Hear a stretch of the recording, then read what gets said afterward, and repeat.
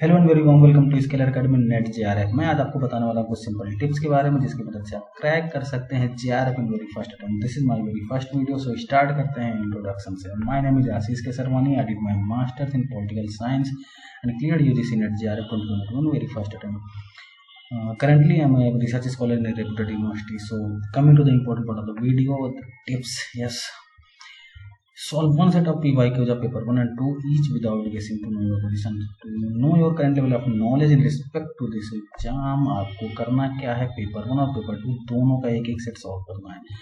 जब सॉल्व करेंगे विदाउट गेसिंग मार्किंग होनी चाहिए। मान लेते हैं पेपर 1 में आपके 50 में से 20 क्वेश्चन सही हो जाते हैं, पेपर 2 में आपके 100 में से 40 क्वेश्चन सही हो जाते हैं, तो आपको ये पता चल रहा है कि आप 40% क्वेश्चन सही कर रहे हैं। आपका लेवल क्या है, 40%।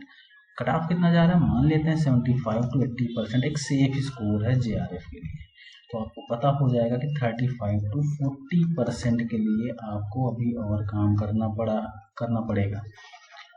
तो पेपर 2 और पेपर 1 की करेंगे पर्टिकुलरली बात करें, तो पेपर 2 की अगर बात करें तो सबसे पहले जो आपको काम करना है, आपको अपना सिलेबस रखना है और एक साइड आपको बुक्स रखनी है। तो अब सिलेबस के अकॉर्डिंग आपको अपने बुक्स में जो चैप्टर्स और टॉपिक्स हैं वो मार्क करना है, उसको स्टडी करना है। फिर आपको टेस्ट सीरीज परचेज करनी है, ये मोस्ट इंपॉर्टेंट है, ये आपको करना ही करना पड़ेगा। उसके बाद 3 सेट्स ऑफ PYQs ये अटेम्प्ट करना है। अटेम्प्ट करने के बाद एनालाइज करने की what are your weak areas.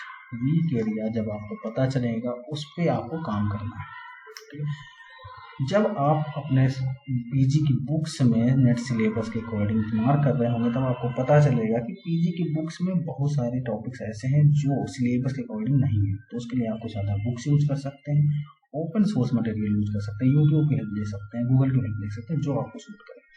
मेरा सजेशन ये रहेगा कि आप अरिहंत की एक बुक परचेज कर लें। अरिहंत की एक बुक आती है UGC, Arihant UGC NET political science या भी जो भी आपका सब्जेक्ट है उसके नाम। Make your own notes easy to handle. आपको अपने एग्जाम के लिए अपनी खुद की नोट्स बनानी पड़ेगी।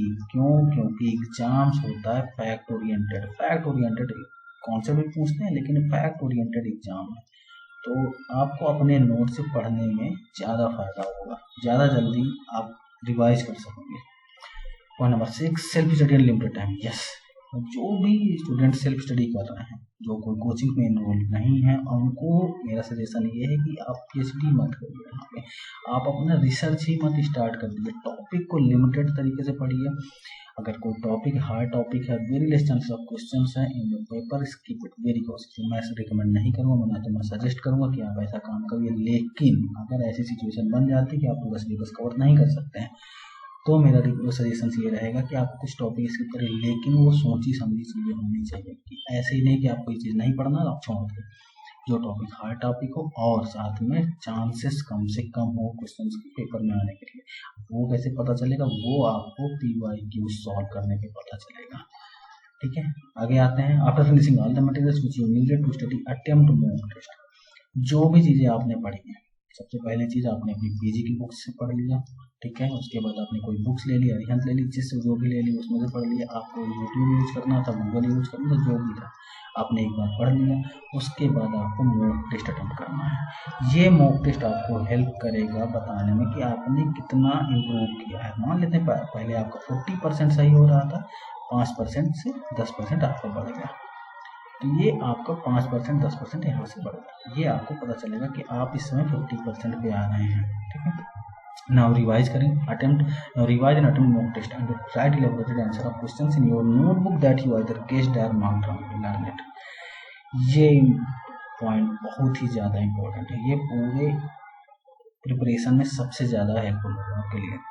जितना भी आपने नोट्स बनाया हो, जितनी भी आपने बुक्स पढ़ी, सबको रिवाइज करना। Attempt mock test, attempt mock test में होगा क्या, जो कुछ क्वेश्चन ऐसे, अब यहाँ पे आप गेस मार्किंग कर सकते हैं। जो भी क्वेश्चन आपके सही हुए हैं, अगर वो गेस मार्किंग नहीं है तब तो ठीक है, मतलब आपको पता था, लेकिन अगर वो गेस मार्किंग करने के बाद कुछ क्वेश्चन सही होते हैं, वो उसके आपको इलेबोरेटेड आंसर लिखने हैं अपनी नोट में। अगर वो गलत होते हैं तब तो आपको लिखने हैं नोट में, और उसको बार बार पढ़ते रहना है।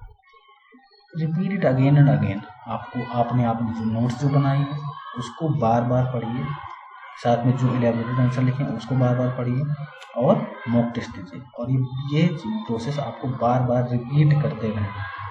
इससे होगा क्या कि आप जितनी भी क्वेश्चन गलत करेंगे उतने बार आपको एक नया नॉलेज सीखने को मिलेगा या फिर नई चीज़ आपको सीखने को मिलेगी। ठीक है, आगे बढ़ते हैं पेपर 1। सो पेपर 1 की तरफ देखते हैं। तो परचेज टेस्ट सीरीज ये आपने कर ही लिया है, तो ठीक है, आपके पास पेपर 1 के लिए भी आपको टेस्ट सीरीज होनी चाहिए। अटेम्प्ट 1 सेट ऑफ PYQs फिर से अटेम्प्ट करना है आपको। इससे आपको पता क्या चलेगा, फैमिलियर हो जाएंगे आप किस चीज़ के बारे में। पैटर्न कैसे बनता है पेपर 1 का, पैटर्न क्या होता है, स्ट्रक्चर क्या होता है, ये चीज़ें जानना बहुत ही जरूरी है। पेपर 2 का स्ट्रक्चर थोड़ा डिफरेंट होता है सिलेबस के according. Start preparation according to syllabus, either use book or open source like YouTube or Google.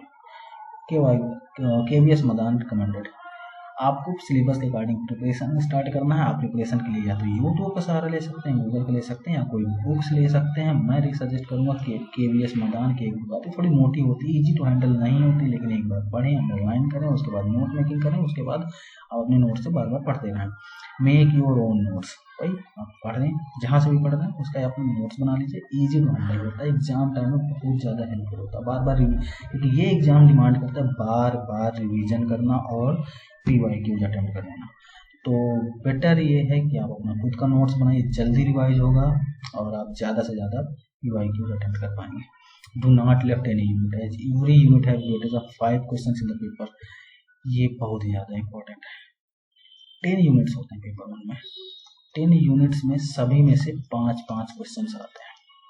अब 5-5 क्वेश्चन आते हैं, ऐसा नहीं हार्ड एंड फास्ट रूल है, लेकिन हाँ किसी में से 6 हो जाएगा, किसी में से 4, लेकिन ऑन एन एवरेज सभी में से 5 ही आते हैं। ऐसा नहीं कोई यूनिट छोड़ दिया जाएगा, कोई यूनिट से बहुत ज़्यादा दे दिया जाएगा, किसी यूनिट से बहुत कम दे दिया जाएगा, लेकिन हाँ 6-4 हो जाते हैं mostly. Attempt mock test, write elaborated answer of questions in your notebook that you either guessed or learn. आपको फिर से वही काम करना है जो भी आप मॉक टेस्ट दे रहे हैं। अगर वो क्वेश्चन सही हो रहा है, अगर डायरेक्टली सही हो, आपको पता था कि हाँ ये चीज़ का आंसर यही होता है, तो कोई बात नहीं, लेकिन आपने गेस किया और वो सही होता है, तब भी आप नोट मेकिंग करेंगे उसकी। अगर वो आप गेस करते हैं गलत हो, तब भी आप अपने नोट्स में उसको राइट डाउन करेंगे। Repeat it again and again, आपको ये प्रोसेस बार बार करते रहना है। और मेरा मानना है कि आपको पेपर 1 और पेपर 2 दोनों के 30 सेट्स, एटलीस्ट 30 सेट्स कंप्लीट कर लेना चाहिए एग्जाम देने से पहले। ये बहुत ज़्यादा ज़रूरी है। मंत्र है यस। तो PYQ इज ब्रह्मास्त्र। मैंने जितने भी एग्जाम किए आज तक, जितने भी मैंने एग्जाम क्लियर किए, उसमें PYQ का रोल तो अच्छा होता है, लेकिन इस एग्जाम में मेरा ये मानना है कि PYQ Brahmastra.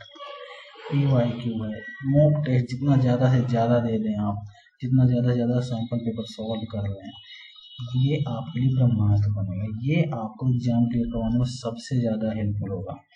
So you are all set to fly. All the best for your upcoming exams. Thank you.